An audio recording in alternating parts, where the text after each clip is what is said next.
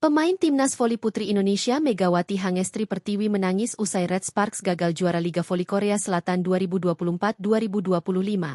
Pada laga final kelima Liga Voli Korea Selatan 2024-2025 di Gimnasium World Samsan Incheon, Selasa, 8 April 2025, sore WIB, Red Sparks kalah 2-3, 24-26, 24-26, 26-24, 25, 23, 13-15, dari Pink Spiders.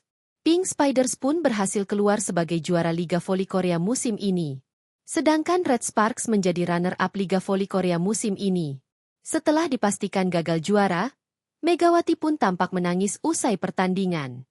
Bahkan mata Megawati masih berkaca-kaca saat proses pembagian hadiah untuk tim runner-up. Selain Megawati, Kapten Red Sparks Yoon Hee-seon juga tampak menangis. Selain itu, pelatih Red Sparks Ko Hye-jin juga tampak sangat sedih timnya gagal memaksimalkan kesempatan juara yang di depan mata. Pada pertandingan ini Megawati sukses tampil cemerlang dengan mencetak 37 poin.